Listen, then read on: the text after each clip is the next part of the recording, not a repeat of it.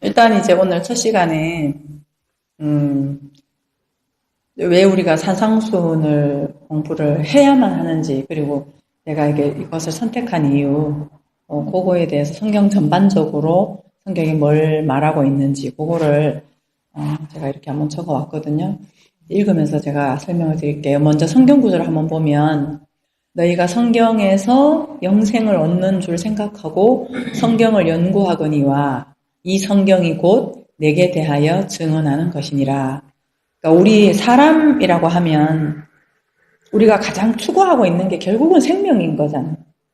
어떻게 보면 내가 행복하게 살 수 있을까라고 하는 것이기도 하고, 그리고 영원한 생명이라고 하는 거, 가장 우리가 궁극적인 딜레마가 죽음이고, 그 죽음을 초월해서 주어지는 생명이 있다라고 한다면 그거야말로 진짜 행복인 건데, 그 행복을 말해주는 책이 바로 성경이라고 하는 거.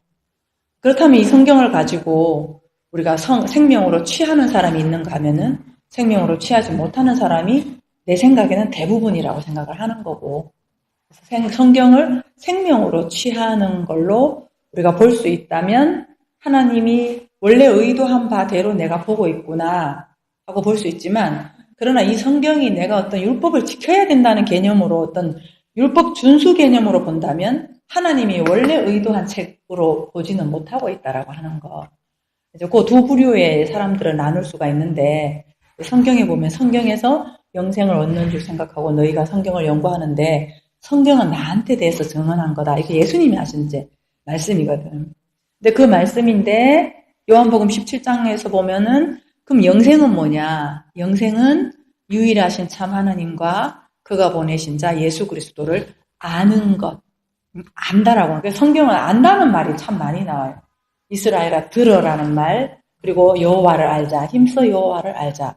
신약에 와서도 예수 그리스도를 아는 것이 영생이다. 그러니까 영생이 어디 딴 데 들어가는 게 아니고 장소적인 그런 개념이 아니고 상태, 내가 알고 있는 어떤 상태적 개념을 말하는 게 생명이고 영생이라고 하는 얘기죠. 성경에서 하는 얘기는.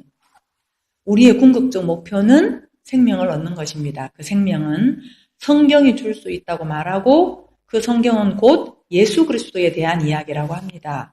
그 예수 그리스도를 아는 것이 영생이라고 합니다. 이 말은 어느 특정한 종교의 신을 숭상하듯이 그렇게 믿는 것을 말하는 게 아니라 그분이 누구인지 아는 것, 정말 제대로 아는 것.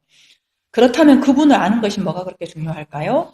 그분을 아는 것과 영생을 동등하게 말씀하고 있다는 거죠, 성경은. 그래서 결론을 먼저 얘기하면 그분을 알면 내가 생명을 아는 것이 된다.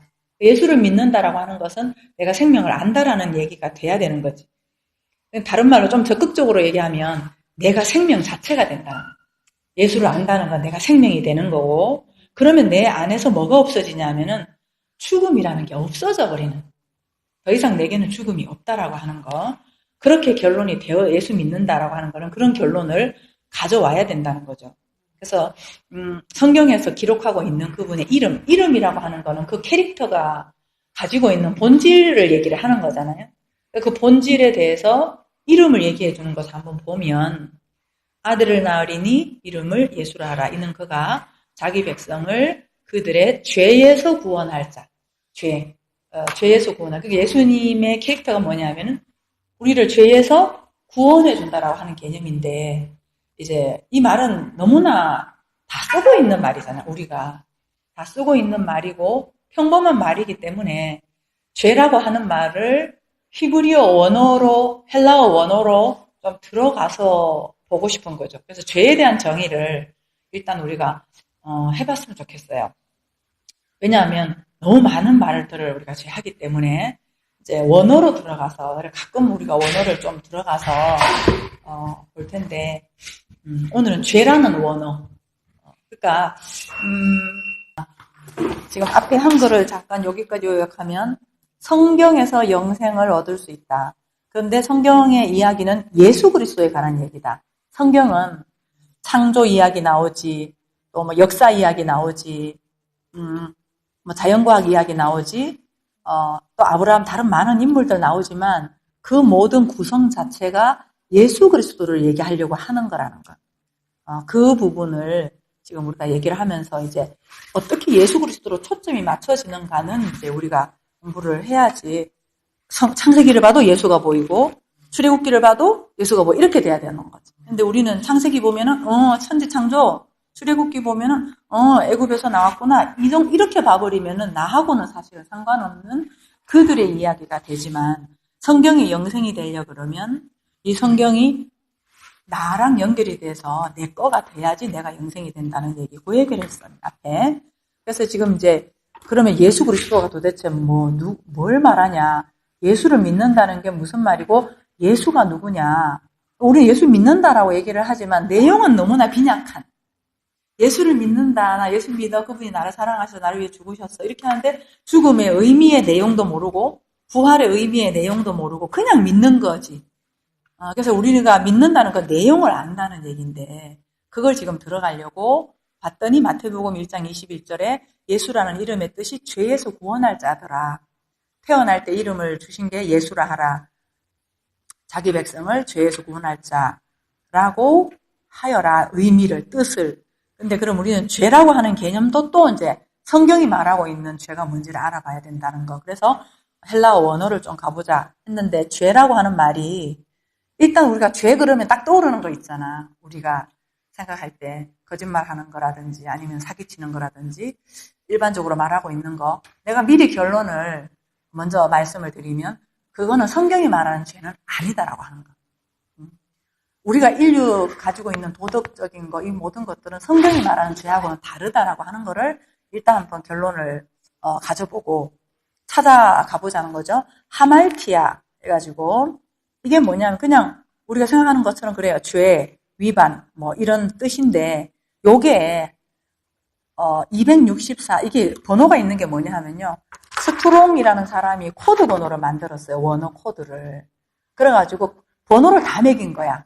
그래서 스트롱 코드라고 얘기를 하는 거지. 스트롱 코드 264번에서 유래가 됐다. 그러는 거예요. 조금 제가 여기 설명을 드리면 맨 처음에 언어가 히브리어부터 시작했잖아. 히브리어부터 시작하고 뭐 상형 문자로 갔다가 이제 시나이어로 갔다가 이렇게 왔는데 맨 처음에 언어는 절대적인 가치를 담은 게 문자예요.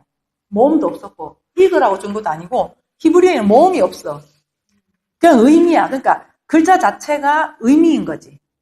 그런데 사람들이 모음을 만들어 놓기 시작했는데 언어가 이렇게 변천해 오면서 언어의 원래 의미의 뜻을 많이 잃어버렸어요.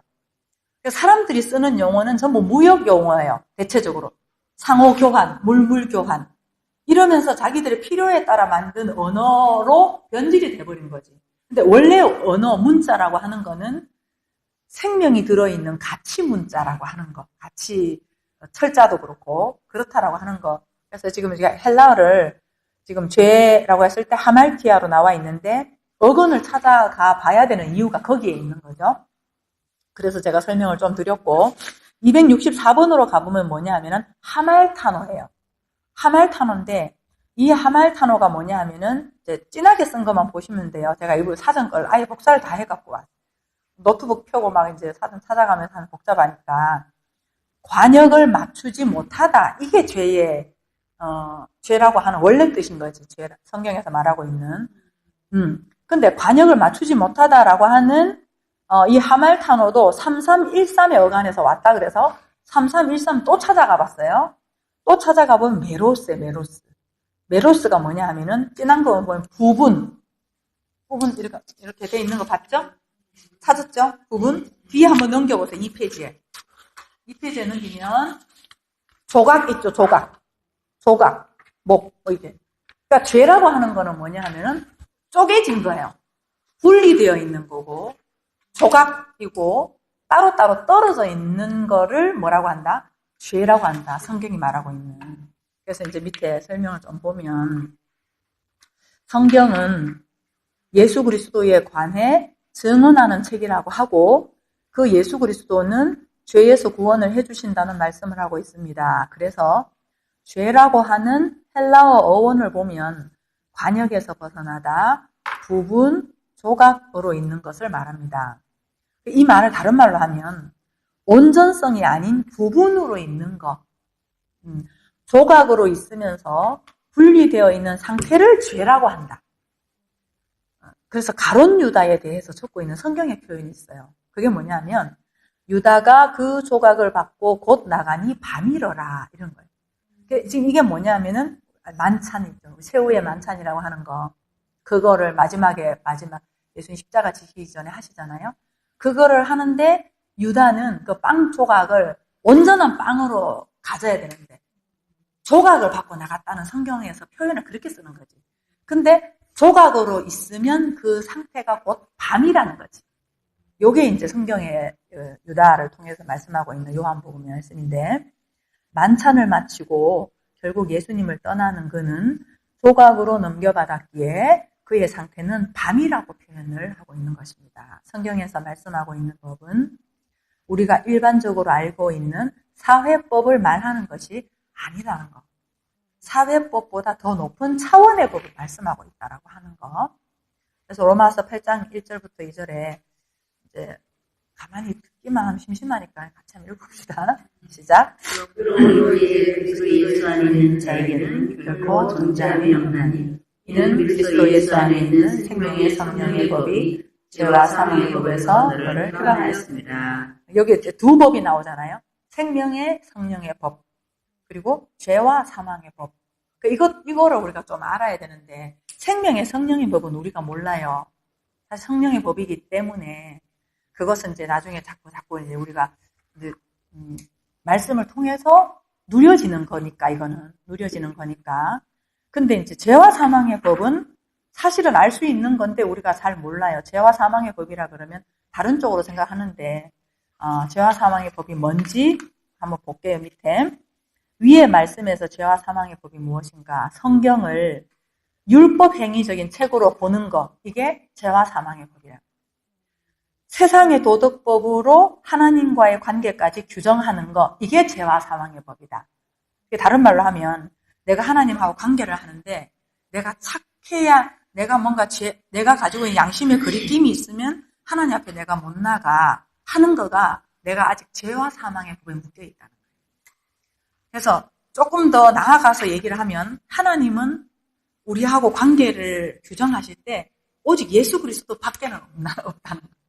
그런데 우리는 내 양심이나 내가 했던 행위나 내가 하는 생각이나 이런 걸 가지고 자꾸 뭐 꺼리끼거나 아니면 잘했으면 또 잘 나가고 이렇게 가는 게 이미 우리는 좋은 법, 안 좋은 법 그래서 분리가 되어 있으니까 죄와 사망의 법이라는 거죠.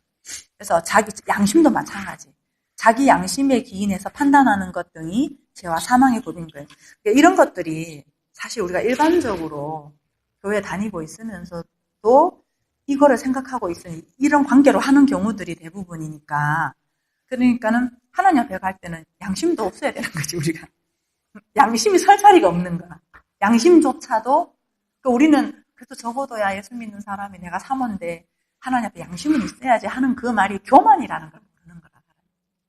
그게 교만이라고 하는 거야.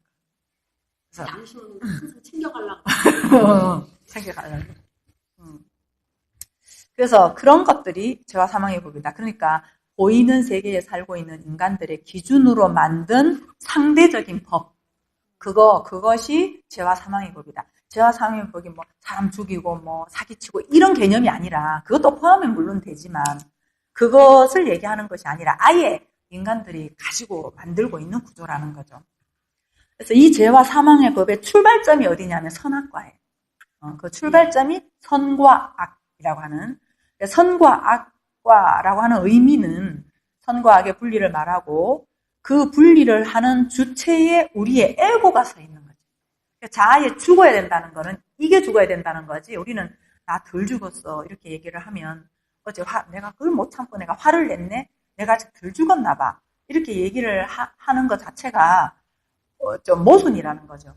그러니까 여기서 죽는다는 개념은 화를 내고 안 내고의 문제가 아니라 화낸 것이 나빠라고 규정하고 있는 자아가 죽었다라고 하는 얘기인데 그거를 지금 얘기하는 거죠. 그래서 에고. 그러나 이러한 에고의 선악 기준이나 노력 가지고는 생명, 영생이라는 중심부로 들어가게 하지 못함으로 관역에서 벗어나 있다는 거죠. 아니 착하게 사는 거야 좋지. 내가 화를 냈으면 이제 좀 덜 내야잖아. 이거는 우리 관계 안에서는 너무나 당연한 거고 사실은 인간관계에서 해야 되는 거지만 그것이 내가 선하게 착하게 한다고 해가지고 생명까지 연관은 안 된다. 생명은 오직 예수 그리스도로만 된다라고 하는 이제 얘기를 하는 거죠. 하나님 입장에서는. 사람은 자기 노력으로 된다 이렇게 얘기를 하는 거고. 그래서 선악과의 기준으로 세운 규칙이 이제 그 사람들이 세워놨잖아요. 사람들 속성이 그러니까 이거는 좋고 이렇게 하니까 좋더라. 이걸 우리 마을의 법으로 세우자.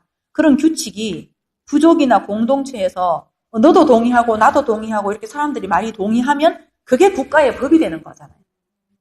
그래서 국가의 법이 되는 거고 그것이 또 세월이 지나면 유전이 되고 전통 이렇게 되는 거죠. 전통으로 자리 잡게 되고 그것이 바로 또 역사가 되는 거고 그리고 각 나라의 가치관으로 자리 잡게 되는 거죠. 이렇게 이제 우리가 발전을 문명과 문화 이런 것들이 발전하는데 그래서 사회법, 국가법 이거는 지방마다 나라마다 다 다르잖아요. 우리는 뭐 부인을 2명 데리고 오면 안 된다고 하지만 다른 나라에는 또 정책적으로 해야 되는 나라가 있고 그러니까 나라마다 다 이제 다르다는 거죠. 우리는 침 뱉으면 모욕이라고 생각하지만 어떤 그 나라에 가면은 물이 부족해가지고 아침 인사가 침 뱉어주는 거래요. 그러니까 너무나 이게 상상할 수 없는 또 누가 손님이 오면은 자기 아내를 내주는 너무 춥기 때문에 밤에 아내 안고 자라고 그렇게 해주는 그러니까 그걸 보면은 그 하나님 입장에서 이제 우리가 생각하는 법이 하나님도 그 법이라고 하면 어느 나라 법에 따를 거냐 말이지. 우리끼리 다 이제 정해놓은 약속인 거지 하나님의 약속은 아니다라고 하는 거죠. 그래서 절대적인 법이 될 수가 없고 그 공통적 속성이 뭐냐 하면 각 나라마다 사람들이 만들어 놓은 속성이 뭐냐 하면은 선악구조예요. 이분법이죠. 그렇기 때문에 선악구조라는 이분법이 바탕이 돼서 아무리 좋은 사회기준법을 만들어도 나타나는 양태가 뭐냐 하면은 더 많이, 더 열심히, 더 크게라는 비대한 구조를 성공한 거야. 이렇게 모델화하게 된다는 거죠. 그 이분법에서 나온 거는 그 구조입니다. 근데 이러한 구조에서는 만족이 있을 수가 없죠. 아무리 해도. 만족이 있을 수가 없고 비교와 경쟁이라는 순환 구조를 만들게 됩니다. 그러면서 물질적인 부유함을 누릴지는 몰라도 마음은 생각과 감정이라는 정신적 노동이 진정한 행복과 안식을 뺏어가게 된다. 이게 현실이다라고 하는 거죠. 그래서 예수께서는 그렇게 관역에서 벗어나서 계속 더 잘해야 되고 더 했어야 되고 더 많은 걸 성취해야 되고 하는 방황하는 인생들에게 중심을 찾아주겠다. 그리고 중심이 뭐냐 하면은 마침표를 찍어주겠다는 거지. 계속 방황이 아니라 방황 끝! 이걸 해주시겠다라고 하는 그것을 성경적으로 말하면 안식.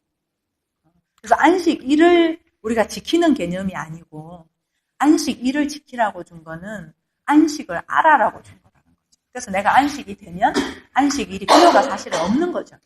그래서 공동체 안에서 모이기는 하지만 안식 일을 하루를 내가 안 지켰다고 하나님이 어떻게 뭐 벌 주고 이런 개념이 아니라고 하는 거죠.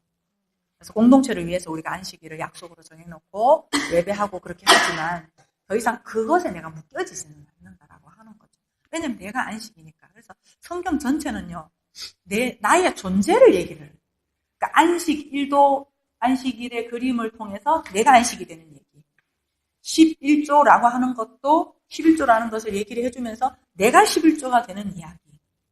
이런 사랑도 마찬가지로 모든 것들이 내 존재가 되는 이야기. 그러면 이 사람은 오히려 이렇게 알게 되면 더 자유하게 할 수 있는 건데 이제 이걸 잘 모르면 자꾸 계명만, 행위만 자꾸 조장하게 되고 그런 거죠.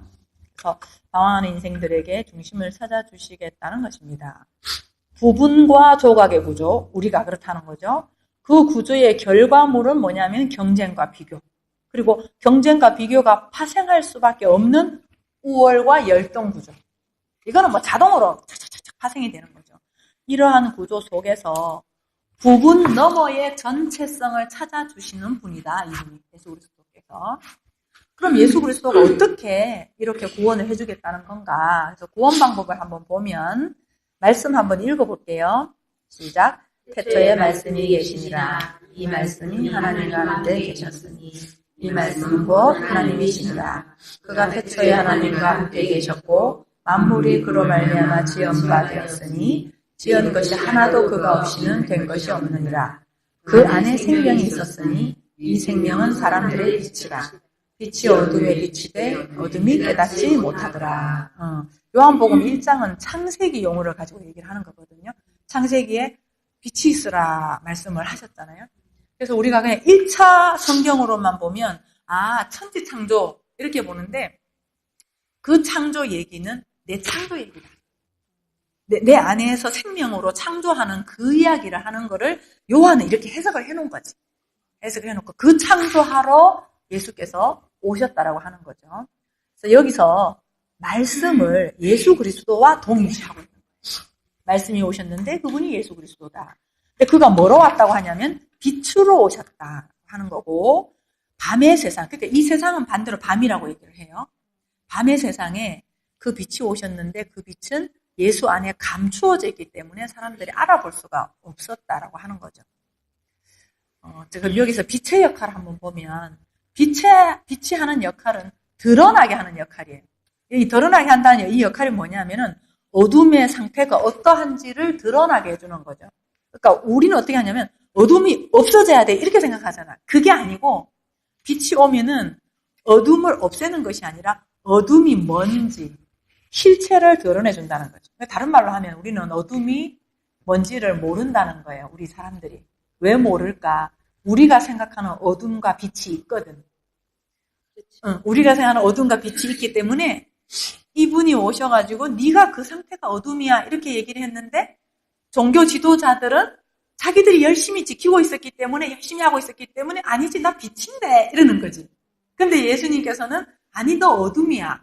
성경에 있는 내용을 가지고 얘기하면은 소경을 막 붙여주시면서 여기 이제 그 지도자들한테 막 설명을 하니까 저 하는 말이 도대체 무슨 말이야? 그럼 우리도 소경이라는 말인가? 이렇게 얘기했더니 예수님이 하는 말이 차라리 너희가 소경이었더라면 소망이라도 있었을 텐데 네가 보지도 못하면서 본다고 하니까 너희 죄가 그냥 그대로 있다. 그렇게 얘기하는 거죠. 그러니까 이 어둠의 세상에 빛이 왔다라고 할 때 내가 어둠이구나. 다른 말로 내가 죄인이구나. 내가 창녀구나. 내가 세리구나. 이것을 내가 알면 그 자리가 바로 이제 출발하는 자리라고 하는 그 자리가 소망이 있는 자리라고 하는 그래서 이제 우리가 산상수훈 이제 보겠지만 복의 개념이 아예 달라버리는 심령이 가난한 자가 복이고 세상이 말하고 있는 그런 복의 개념하고 완전히 달라버리는 거죠. 그렇게 우리가 이제 성경을 알아가다 보면 우리는 세상 사람들은 일반적인 우리의 구조는 내 삶에서 뭔가 성취를 하거나 뭔가 성공을 하거나 그랬을 때 행복하고 그랬을 때 하나님의 은혜가 있다라고 생각하지만 이게 이제 눈이 바뀌어지면 오히려 내가 실패했을 때가 더 은혜가 크다는 걸 알게 돼요. 그것이 그 자리가 오히려 정말 하나님의 임재라는 것이 내가 실패하고 내가 죄 가운데 있을 때가 더 크다라고 하는 걸 알게 되고 만약 그게 내가 정말 내 마음에서 알게 된다면 내 삶을 바라보는 내 시각이 이제 더 이상 내가 없어서는 안 될 환경도 없는 거고 나를 불행하게 할 수 있는 환경도 없는 거고 모든 것이 주님의 은혜라고 하는 것을 볼 수 있는 하나의 눈이 된다는 거지. 이건 불행한 거고 이거는 행복한 거야. 이건 있어야 되고 이건 없어야 되는 거야. 이 개념이 하나로 모아지는 거지. 조각 나 있었는데 하나로 딱 모아지면서 하나의 눈으로 간다는 거지. 그걸 해주시려고 예수님이 오셨다는 거고 그렇게 되려 그러면 이게 전환이 이게 이제 완전히 일어나야 되는데 그거 전환을 시켜주는 게 산상수훈이기도 하고 그런 거죠. 사람들은 자기들의 법으로 빛과 어둠을 나누고 죄와 의를 나누어 놓았습니다. 그러다 보니 우리 사람들의 생각과는 전혀 상상치도 못하는 하늘의 기준을 알지 못합니다. 하나님이 말씀하시는 어둠이 뭔지 빛이 뭔지를 모른다는 거죠. 하나님이 말씀하시는 죄가 뭔지도 모르고 그러니까 모르는 거야. 그래서 예수님 돌아가실 때도 십자가에 달려 돌아가실 때도 주님 용서해 주세요. 저들이 뭐 하는지를 몰라요. 이렇게 스데반이 죽을 때도 그렇게 얘기를 하는 거예요. 사람들이 모르는 거야. 이게. 그래서 예수가 죽으시고 성령이 오셔서 가르쳐 주신다는 내용이 바로 그런 거죠. 그래서 예수님이 십자가 지시기 전에 내가 죽는다. 내가 죽는다. 내가 죽어야 돼. 내가 죽어야 성령이 오신다. 그래야 성령이 오셔서 너희들한테 가르쳐줄 거야. 그렇게 말씀하신 게 요 말씀이거든요. 이건 공동번역으로 제가 좀 쉽게 잘 되어 있어서 갖고 왔는데 한번 읽어볼게요. 그러나 사실은 내가 떠나가는 것이 너희에게는 더 유익하다. 내가 떠나가지 않으면 그 협조자가 너희에게 오시지 않을 것이다. 그러나 내가 가면 그분을 보내겠다. 그분이 오시면 죄와 정의와 심판에 관한 세상의 그릇된 생각을 꾸짖어 바로잡아 주실 것이다. 그러니까 그 새로운 영이 와야 된다. 참 진리가 와야지 내가 알고 있던 것이 아니었네 하면서 하늘적 차원의 것으로 깨달아 알 수 있다라고 하는 그 얘기를 하는 거죠. 그래서 예수님이. 그래서 성령이 오셔서 세상이 말하는 죄와 세상이 말하는 의와 세상이 말하는 심판에 대한 그릇된 생각을 바로잡아 주시겠다고 하십니다. 그럼 여기서 성령을 잠깐만 살짝만 정리를 하고 갈게요. 성령 그러면 우리가 자꾸 이제 뭐 넘어지고 막 이상한 체험하고 이런 거를 우리가 생각을 많이 하다 보니까 예수까지는 우리가 알았는데 예수 넘어서 성령으로 가는 거는 이방신 개념으로 알고 있는 경우가 많아요. 이방 종교에서 막 그런 걸 많이 하잖아요. 근데 헬라어에서 말하는 성령이 뭔가? 성은 헬라어로 하기오스예요. 하기오스예요. 좀 외우기 쉬울 텐데 깨끗하다, 뭐 거룩하다 이런 말이거든요. 여기서 온 말이 하기스예요. 기저귀. 하기스 기저귀가 여기서 왔어요. 그리고 영은 뭐냐 하면 푸뉴마, 뭐 공기, 뭐 이런 뜻인데 그 영은 그냥 영이에요. 그래서 하기오스는 깨끗하다는 말이고 영은 영을 말하는데 그럼 영은 뭐냐는 거죠. 이 영을 예수께서 설명해 주셨어요. 예수님께서 직접 설명을 해 주셨어요. 요한복음 6장 63절에 읽어볼게요. 살리는 것은 영이니 육은 무익함이라. 내가 너희에게 이런 말은 영이요 생명이다. 그 영이 뭐라고 그러는 거예요? 말. 맞아요. 생명이기도 한데 그게 영이 뭐냐? 말. 그럼 성령이 뭐예요? 합치면 깨끗한 말. 그러니까 진리의 말, 참된 말, 참된 말이 우리의 생명이다라고 얘기를 하는 거죠. 밑에 같이 읽으면서 또 볼게요. 그러니까 성령이 오신다는 이야기는 내 사상이 진리의 사상으로 거듭난다는 말이에요. 우리가 상담할 때도 인지추에서 이제 비합리적 신념을 아는 것이 중요한 것처럼 우리가 평범하게 살아가는 인간일지라도 하나님 볼 때는 너 비진리적 신념을 갖고 있다. 이건 제가 그냥 이렇게 표현을 썼는데 네가 가지고 있는 그 비진리적인 신념이야. 그렇다는 거죠. 예를 들면 이제 그런 거예요. 그래서 우리가 비합리적 신념을 찾아내고 합리적 신념을 찾고 그러잖아요. 그럼 좀 편하잖아. 왜? 우리가 살 때도 살기 좀 편하잖아. 그런데 영생은 안 된다. 영생은 안 된다라고 하는 거예요. 다시 말하면 세상이 말하는 죄가 아닌 하나님이 말씀하는 죄를 알아야 되는 거죠. 그래서 여기서 뭐 예를 들면 우리가 말하는 죄 있잖아요. 그냥 다 각자 가지고 있는 죄가 있잖아요. 근데 그거는 하나님 말씀하는 죄는 아니다. 이거 벗어나기가 되게 어렵더라고요. 같이 공부를 하면서. 저도 물론 그랬지만, 공부하시는 분들도 자꾸 자기가 이렇게 잘못한 거에 대해서 이제 자꾸 좀 이제 주눅이 들거나 막 이런 것들이 되게 막 하나님 앞에 갈 때도. 그런데 성경에서 말하고 있는 이야기는, 그림을 보면 애국, 광야, 가나안. 출애굽기의 내용이 큰 그림으로 보면 여기 애굽이고 광야고 가나안, 물론 가나안에 들어가지는 않았지만 그 얘기인데 이스라엘 백성들이 애굽에서 나와서 광야의 훈련을 거쳐서 가나안에 들어간다는 그 그림이거든. 그게 그 그림인데 이제 애굽에서 나왔을 때만 보더라도 출애굽할 때 나온 조건이 있었어. 그러니까 애굽의 상징이 노예거든. 노예이고 거기 이렇게 계속 피라미드 쌓는 열심히 신을 위해서 뭔가 하는 그런 거잖아요. 신을 위해서 뭔가 하고 노력하고 내가 더 잘해야 돼 이런 종교적인 개념이라면 애굽에서 끄집어낸다라고 하는 얘기는 그러니까 그림으로 보면 이래. 애굽에서 끄집어내서 하나님이 광야에서 그러는 거야. 얘들아 니네들이 나를 섬기는 게 아니고 내가 니네들을 섬기는 거야. 이 말씀인 거지. 그러니까 애굽 종교는 뭐냐 하면은 내가 오늘도 하나님을 위해서 뭔가 해야 되고 내일도 뭔가 해야 되고 이게 종교라면 진리이신 하나님은 뭐냐 하면 니네들 나 못 섬긴다. 내가 누군 줄 알고 섬기냐? 네 옆에 있는 남편도 못 섬기면서 보이지 않는 내가 누군 줄 알고 그러는 거지. 사실 우리가 모르고 그냥 막 섬긴다고 하는데 전부 자기 욕망의 투사인 건데, 그래서 광야에 나오면 하나님이 계속 훈련시키는 거지. 훈련시키면서 이게 관점 전환, 관점 전환. 그래서 우리가 할 일은 우리 애굽의 그 광야를 스데반이 신약에서 설교할 때 광야 교회라 그런 거지. 오늘 우리가 교회에 살고 있는 우리들이 바로 광야에서 지금 훈련받고 있는. 근데 이제 우리가 그 가나안으로 정착지로 들어가야 되는데, 요 얘기를 왜 했냐면은 죄에 대한 관점을 좀 얘기를 하려고. 그 애굽에서 나올 때에 하나님이 조건을 하나 딱 그런 게 어린 양의 죽음. 어린 양을 잡아가지고 피 발라라. 그러면은 죽음의 사자가 건너갈 거다. 근데 그렇게 건너갈 때에 사람들이 막 피 발라놓고 그날 밤에 잠을 잤겠냐고. 그치? 몰라, 또 쿨쿨 자는 사람도 있었겠지. 근데 이제 안에서 피 발라놓고선 밤에 이렇게 잠을 자면서 피 발랐는데 죽음의 사자가 혹시 모르고 우리 집에 들어오는 거 아니냐? 이런 말을 할 수도 있고, 아니면은 둘이 뭐 마음이 안 맞아서 대판 싸움할 수도 있고, 안에서 우리가 생각하는 죄를 지을 수 있다는 말이지. 그걸 안 믿을 수도 있고, 뭐 싸움할 수도 있고, 뭐 그런 일이 있을 수도 있다는 말이지. 근데 이제 한쪽 이런 집이 또 있어. 피를 안 발라. 피는 안 발라. 설마 우리 집에 들어오겠냐고.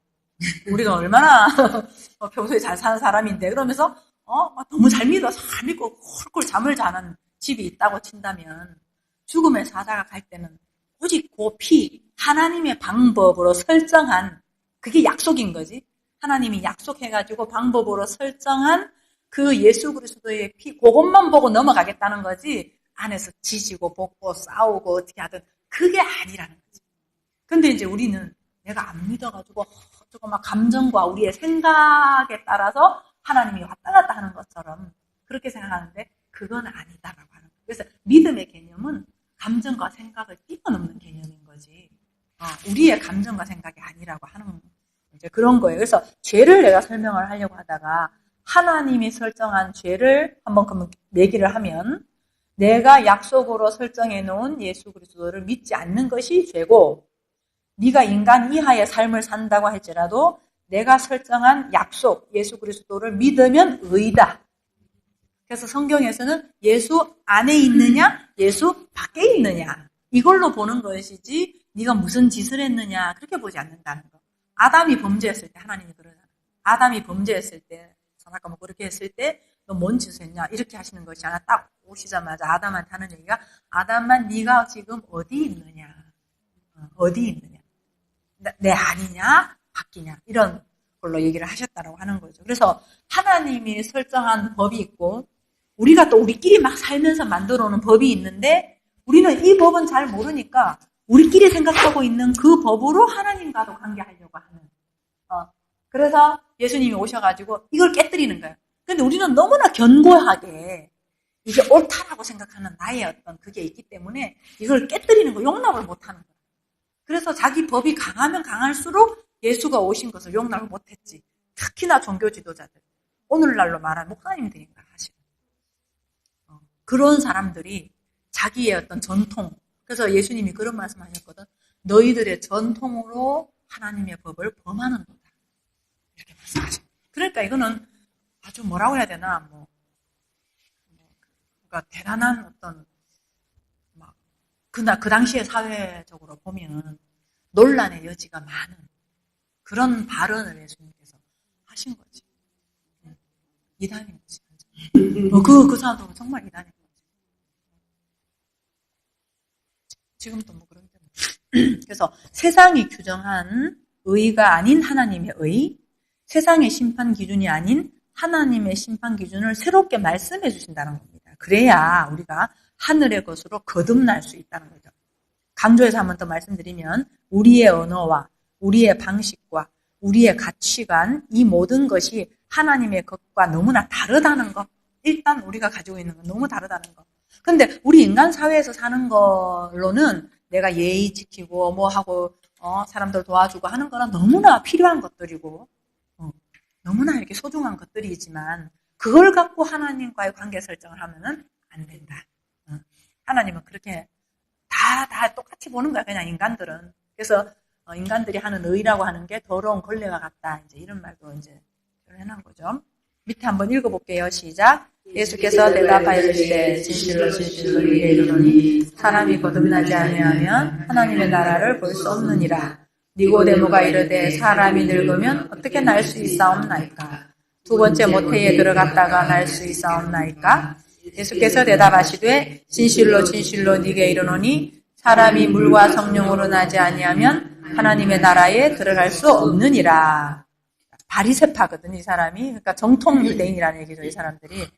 바리새파 선생님이죠. 유대인의 지도자였고 부자였고, 그리고 고매한 인격의 소유자라고도 추측할 수 있어요. 그런 사람이, 이 이름 니고데모죠. 이 니고데모가 예수님한테 어떻게 날 수 있어? 예수님이 두 번 나야 다시 나야 된다 라고 하니까 어떻게 두 번 날 수 있어요? 질문했을 때 대답하신 말씀이거든요. 그래서 그한테 하는 말이, 네가 가지고 있는 모든 스펙 말고 다시 태어나야 된다. 네가 가지고 있는 모든 거 말고 다시 나야 된다. 그래서 니고데모가 예수께서 하신 말씀을 이해하지 못했죠. 그래서 육신적인 탄생 가지고 되물어봤어요. 다시 엄마 뱃속 들어가야 돼요? 이렇게. 그때 예수님이 하신 말씀이 물과 성령으로 나야 된다. 육신적으로 다시 나는 게 아니라 영으로 다시 나야 된다. 엄마 뱃속에 들어가서 나는 것은 아래에서 난 거잖아. 그런데 다시 나는 거는 위에 걸로 나야 돼. 이 말씀을 이제 하신다는 거죠. 이 말은 예수께서 가지고 오신 말씀이신 물과 예수가 주고 오실 성령. 그래서 물과 성령이라는 얘기는 예수님이 수가성 여인한테도 말씀하셨잖아요. 내가 너한테 생수를 주러 왔다. 예수님의 말씀이 물에 표현되어 있어요. 그 물이 히브리어로 뭐냐면 맴이거든요. 맴. 그래서 거기 나온 게 알로에 마임 할 때 그 마임이잖아요. 그래서 예수님이 갖고 오신 말씀이 생수라는 거죠. 물과 성령. 전체성으로 주어질 하늘의 차원의 것을 말하는 거죠. 여기까지 정리를 한번 해볼게요. 정리를 한번 하면 영원한 생명을 얻을 수 있는 방법은 예수 그리스도를 아는 것이고, 그 예수 그리스도에 관해서 증언해 놓은 책이 성경이고, 그 예수 그리스도가 오셔서 하시는 사역은 죄에서 구원해 주시는 사역을 하신다는 것입니다. 그리고 이제 죄를 살펴봤는데, 죄라고 하는 것은 중심을 찾지 못하고 계속 빙글빙글 도는 방황. 그 방황에 종지부를 찍어주신다는 것입니다. 이 말은 우리를 성전 삼으시고 우리 안에 천국을 두신다는 말씀입니다. 그러니까 우리가 죽어서 어디 천국 가는 얘기가 아니라는 거예요. 성경에는 천국 간다는 얘기가 거의 없어요. 왔다 이렇게 얘기하는 거예요. 천국이 왔다. 천국이 왔다. 유대인들도 그런 얘기 하더라고요. 천국 간다는 얘기는 한국 사람들만 한데 천국이 왔다. 예수님도 천국이 왔다라고 얘기하는 거예요. 그 천국이 어디 있느냐? 내 안에 있다. 그럼 내 안에 있다라고 하는 거는 우리 안에 천국이 있도록 해주겠다는 얘기겠지. 뭐로? 말씀으로. 그 얘기를 하는 거죠. 우리 마음 안에 보이지 않지만 누구도 해할 수도 없고 빼앗을 수도 없는 집이 생긴다. 내 마음의 집. 아주 견고한 집이죠. 그런데 그렇게 성취가 되려면 필요한 과정이 하나 있는데 예수가 죽어야 된다. 반드시 예수가 죽어야 되는 거죠. 그러니까 나중에 공부하면 우리가 나오겠지만 우리도 예수님을 더 이상 그리워하면 안 된다는 거죠. 지금 내가 그 육신적인 예수님 오셔가지고 막 병자 고치고 어쩌고저쩌고 했던 그분을 내가 그리워하는 것이 아니라 그분을 죽으면 내 마음속에서. 그래서 베드로가 예수님 죽으시면 안 되죠. 그렇게 했을 때 예수님 베드로한테 한 얘기가 사탄이라고 얘기합니다. 사탄아 물러가라. 사타나스라는 그 말이 너는 나하고 반대편에 서 있네. 대적자라고 하는, 나하고 하나가 돼야 되는데 대적자로 서 있네. 이런 얘기인 거거든요. 그래서 예수님이 죽으셔야 된다는 얘기를 당신이 하셨고 진짜 죽으셨고, 근데 사람들이 어떻게 생각하냐면은 그 예수님 죽으시면 안 되는데 어떻게 나를 위해서 죽어주셨어. 그러면서 그 예수님을 자꾸 이렇게 그리워하고 있는 거예요. 사실 지금도. 지금 문제가 내가 이제 조금 부담스러운 말이긴 하지만 지금 우리가 문제가 뭐냐 하면 유대 당시에는 예수가 왔는데 건물 성전에서 섬긴다고 예수한테는 안 넘어왔어요. 그 당시 종교 지도자들이 건물 성전에서 자기들의 전통으로 하던 게 있거든. 그러니까 육신 예수한테 못 온 거야. 와서 말씀을 들어야 되는데. 근데 지금 문제는 뭐냐 하면 건물 성전은 허물어졌으니까 뭐 당연한 거고 예수가 가셨는데도 불구하고 성령으로 내가 성전이 돼야 되는데 여기로 못 넘어오고 육신 예수를 자꾸 붙잡고 있는 거예요. 그게 지금 문제인 거죠. 그러니까 그 내 마음 안에서 떠나보내야 된다는 거죠. 근데 이 예수라고 하는 예수가 죽었다, 예수를 떠나보내야 된다라는 의미 속에는 그 예수 안에 투사되어 있는 내 욕망이 있어요. 예수라는 이름 속에 내 기대, 내 욕망, 내가 왜 예수를 떠나보내고 싶지 않냐, 내 거 채우고 싶은 거라. 그분의 능력을 빌어서 내가 뭔가를 하고 싶은 거지. 그런 것들 자체를 떠나보낸다. 떠나보내야 새 부대가 온다. 새 포도주는 새 부대라는 말이 그 옛날 부대가 떠나가야 된다는 거죠. 근데 이 말은 이것도 포함되어 있어요. 예수가 죽어야 된다는 말 속에는 나도 죽어야 된다. 그래서 우리가 그런 말 쓰잖아. 예수와 함께 난 죽고 십자가 죽었나니. 그렇다면 예수도 우리가 죽여야 되지만 나 역시도 예수가 죽여야 된다는 말 속에는 나도 죽는다는 거. 그 말은 나의 옛사람에 대해 죽는 거고 내 과거에 대해서 죽는다는 거고 과거를 떠나보낸다는 얘기. 그래야 새날이 오는 거니까. 그래야 새날이 오는 거니까. 이게 힘든 거라. 예수를 어떻게 떠나보내 내가? 어떻게 예수를 내가 죽여? 막 이렇게 생각을 하는데 그 말은 내가 나를 좀 붙잡고 있고 싶은 거지. 그래서 제가 이런 어떤 경험을 이렇게 과정을 이렇게 오면서 좀 막다른 요 경험, 예수를 떠나보내는 그 경험을 좀 했을 때 제 불렀던 노래가 아리랑 노래였어요.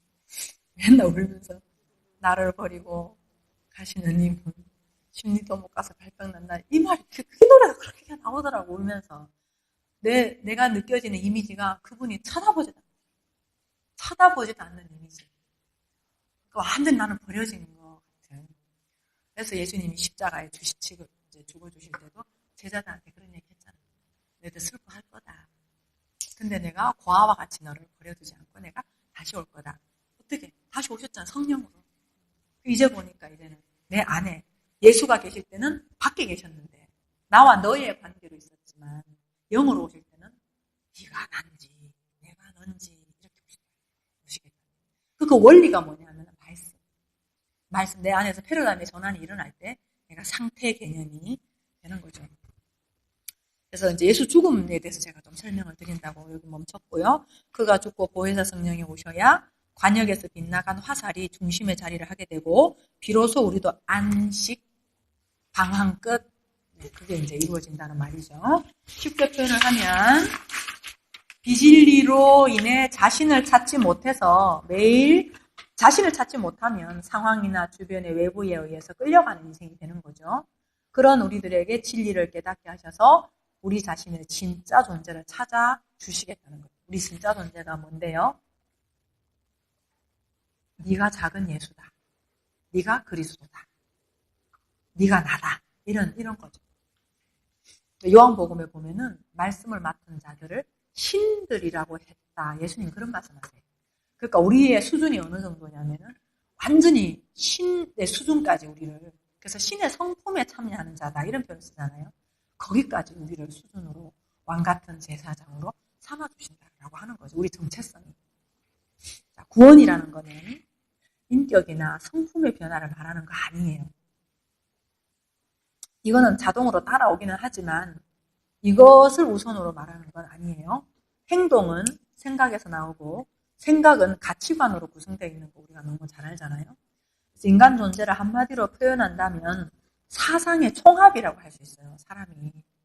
그래서 제가 이제 여기 혜성언니도 보지만 팔이 언니도 아니고 그렇다고 눈이 언니도 아니고 얼굴이 언니도 아니고 이 육신적인 몸이라고 하는 게 도대체 뭘 가지고 이 언니라고 규정할 수 있나. 내 안에 있는 말이 모여서 가치관이 되고 가치관이 모여 사상이 된 그것의 총합. 그게 이제 나라고 할 수 있는데, 그래서 그러한 사상이 내가 되고, 그래서 그 나의 사상을 건드리면 화가 나는 거예요. 그러니까 사상은 사상이고 나는 난데, 우리가 그 사상이 내가 돼버리니까 내 사상에 반대하는 발언을 하거나 좀 침범을 하면 우리가 화가 나는 거죠. 왜냐하면 내 존재가 사상이 돼버렸으니까. 근데 예수님은 사상이 네가 아니야 라고 말씀하시는 거고. 그죠? 구원받았다는 말은 나의 존재와 피부치처럼 붙어서 아예 나와 뗄래야 뗄 수가 없는 그 사상과 가치관의 패러다임 전환이다. 근데 이 패러다임 전환이라는 게 부정적 관점에서 긍정적 관점으로의 변화 이 정도가 아니라는 거예요. 그 정도가 아니라는 거예요. 부정적, 긍정이 하나가 되는 거예요. 다시 말하면 그게 하나가 되는 거예요. 부정도 긍정이 없어지는 거죠. 땅적 관점이 송두리째 하늘적 관점으로 다시 부활하는 것을 말합니다. 사람들은 열심히 노력하고 성실하고 애쓰라고 하는 거는요. 우리의 패러다임, 우리 속성에 맞는 거예요. 우리한테. 그래서 잘해요. 힘들면서도 수용을 하고 패러다임의 전 존재적인 변화는 거부한다. 그러니까 우리가 하는 습관에 맞으면 해요, 그냥. 그래서 교회에 종교적인 설교를 하는데도 왜 사람들이 좋아하고 모일까? 자기의 그거가 맞기 때문에 그래요. 여러분, 주를 위해서 한번 합시다. 이거 우리한테 맞는 거거든요. 그래서 막 열심히 헌금합시다. 하나님 기뻐하십니다. 이게 우리한테 맞는 거거든.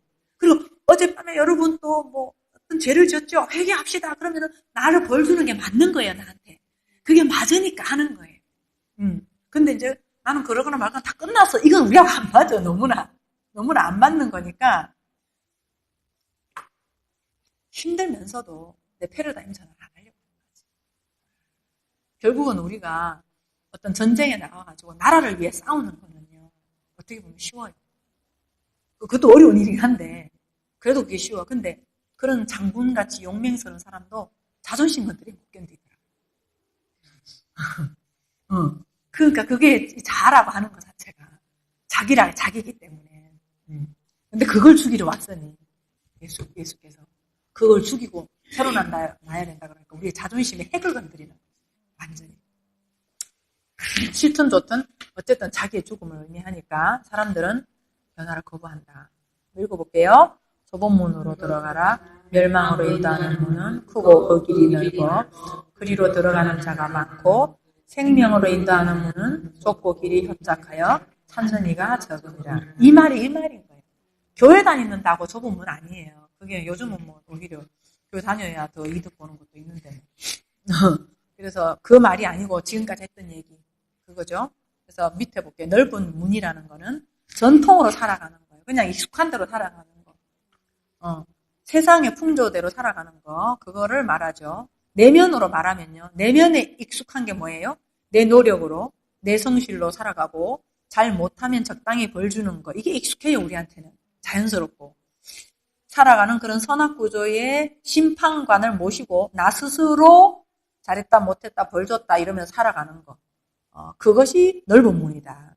그러나 생명으로 인도하는 문은 자신의 죽음을 맛보는 것이기에 그러니까 내가 그렇게 옳다 그르다 자체가 없어져 버리니까 없어져야 된다고 하니까 내 존재가 없어지는 거예요. 사실. 우리의 존재는 선악이라고 하는 심판관이고 그 눈으로 보자는 우리 사람 딱 만나면 바로 그 눈이 내 안에서 작동을 하는데 그게 없어지는 거니까 얼마나 그게 불안한 거거든요. 불안하고 이건 뭐지? 막 이런 느낌이나 막 이런 것도 있는 거죠. 그래서 좁고 길이 협착해서 찾는 이가 적다고 합니다. 자신의 죽음을 맛본다는 것은 사상의 총합인 나, 선악 기준의 심판관으로 있던 에고가 생명의 성령의 법 안에서 함몰되어 가는 거예요. 그래서 천국이 침노한다 그러죠. 우리 안에 자꾸 침노에 들어와서 내 옛것이 자꾸 죽어가는 거죠. 이렇게 죽고 새로 나는 원리, 옛것에 대해서 죽고 새 것으로 다시 나는 원리가 예수 그리스도의 이름에 담긴 의미다. 그렇게 알고 나도 새로운 차원으로 살아갈 때라는 말은 좀 제가 좀 표현이 그런데 살아가져요. 믿음의 생활을 어떻게 해야 됩니까가 아니고 우리는 말씀을 아는 것만 하면 되고 삶은 살아가진다. 그래서 그때 예수 그리스도 안다라고 말할 수 있는 것입니다. 그러나 이런 원리는 그럼 어떻게 하면 되나? 우리 노력으로 안 된다는 거죠. 오직 길이요 진리요 생명이라고 하신 그분의 길을 알아야 한다는 거죠. 그래서 예수께서는 그 길을 알려주셨고 그 길을 가셨고 그 길 내용이 이게 성경이죠. 그 길 내용이 성경이잖아요. 성경의 대표적인 게 뭐냐? 십계명이에요. 십계명은 우리 보고 철저히 지키라고 준 것 아닙니다. 부분으로 있는 우리에게 전체성으로 성취되는 방법을 말씀해 주는 거예요. 그리고 그 법이 바로 생명의 성령의 법인 거고, 근데 사람들은 십계명을 인간들이 준수해야 하는 것으로 알고 부지런히 지키려고 애쓰고 있는데 이것은 하나님의 의도대로 모르기 때문에 종교생활을 계속하고 있다. 그러니까 왜 너희들은 마당만 밟고 가냐. 번제단에 와서 잘못했습니다 양 죽이고 잘못했습니다 소 죽이고 계속 그러니까 왜 마당만 밟고 가냐. 예수님 하나님이 이제 그렇게 말해서 구약에서는 그렇게 하셨잖아요. 그래서 예수께서 오셔서 풀어주시는 겁니다. 그 풀어주시는 현장이 산상수훈의 현장이에요. 다음 주에 산상수훈 이렇게 계략적으로 한번 살펴보면 십계명 뒷부분을 풀어주는 거예요. 산상수훈은 구약의 계명과 성막의 그림을 하늘의 것으로 이해하게끔 해주신 설교예요. 그래서 근데 이 산상수훈마저도 사회법이나 도덕법으로 알면 방법이 없어요. 예를 들면 산상수훈 뒤에 이렇게 있거든요. 살인하지 말라, 간음하지 말라, 거짓맹세, 거짓 증거하지 말라 이렇게 얘기하니까 이제 또 그것을 듣고서 그래 살인은 있잖아. 마음으로 미워하는 것도 살인이야. 그러니까 마음으로부터 우리가 미워하면 안 돼. 간음하지 말라. 음욕을 품고 여자를 보는 자마다 간음했다 이러니까 마음으로라도 내가 저 여자 사귀어볼까? 이것도 간음이야. 그러니까 그렇게 하면 안 돼. 이렇게 해버리면 방법이 없는 거예요, 진짜. 그러니까 성경에서 말한 살인의 의미가 뭔지, 성경에 예수님이 말한 간음의 의미가 뭔지. 그러니까 하나님은 제가 말씀드리면요. 하나님은요. 우리가 생각하고 있는 간음 있잖아요. 간음 취급도 안 하세요. 마음대로 간음을 하실란가? 그거 취급을 안 하셔요. 예를 들면 이런 거예요. 진짜 우리 집에 개 한 마리를 키우는데 이놈의 개가 동네 가가지고 온 여자 개를 다 건드려가지고 나중에 골목에 나갔더니 우리 개 닮은 개새끼들이 온데 골목에다가 막 질비한 거야. 그러면 내가 얘를 보고 너 왜 간음했냐? 이렇게 얘기하지 않는 거지. 근데 걔하고 우리와의 관계에서도 그런데 하나님과 우리와의 관계는 더 커요. 더 커요. 그러니까 우리가 생각하는 죄는 아니라는 거예요. 그러니까 일단은 우리가 그거는 좀 안심하셔야 돼요. 어떤 죄를 줘도 그건 죄가 아니다. 말씀하신 죄가 아니다라고 하는 거예요. 그걸 통해 나를 자꾸 용서를 해줘야 돼. 어린 양의 피로 나오는 거지. 내가 뭔가를 해서가 아니다. 근데 이제 사람들이 염려하는 거야. 이렇게 되면 그러면 내가 막 멋대로 살아가지고 막 무법천지가 될 거 아니냐. 성령의 법이 있잖아. 여기서 오는 또 다른 법이 있는 거라. 생명의 성령의 법이 있는데 그 법으로 쫓아가다 보면은 오히려 내가 예전에 지키려고 했던 거 이상으로 지키게 돼, 오히려. 그거는 지키려고 해서 지키는 것이 아니라 자유스럽게 지켜. 그냥 나도 모르게 그냥 그 법이, 그런 것들이 싫어지는 거지. 열매로 나타나는 거지. 자동으로. 우리가 붙어있는 작업만 하면은 거기서 양분을 뽑아가지고 그분의 열매가 자동으로 맺어지는 거죠. 그래서 산상수훈의 표현을 보면 예수님이 입을 열어 말씀하시다 이런 표현을 쓰거든요. 입을 열었다라고 하는 그 말이 왜 하필 그냥 말씀을 딱 하면 돼. 입을 열었다고 하냐고. 열었다는 비밀이 열렸다 이런 뜻이에요. 그 헬라어가. 아노이고라고 하는 뜻이 요한계시록에 가면은 인을 열다 할 때 있죠. 7째 인을 열다 할 때 그 단어하고 똑같아요. 그 예수님께서 완전 천지개벽하는 말씀을 하신 거다 사실은. 산상수훈에서 그거를 열어서 표현했다. 거죠. 그래서 그 비밀의 현장을 우리가 이제 들어보려고 하는 거고요. 이렇게 산상수훈이 하늘의 언어로 들려주고 깨달아질 때 내 마음에 간직이 되고 그 천국이 지금 여기에 있음을 알게 될 것입니다. 같이 읽어볼게요. 바리새인들이 하나님의 나라가 어느 때에 임하나이까 묻거늘 예수께서 대답하여 이르시되 하나님의 나라는 볼 수 있게 임하는 것이 아니요 또 여기 있다 저기 있다고도 못하리니 하나님의 나라는 너희 안에 있느니라.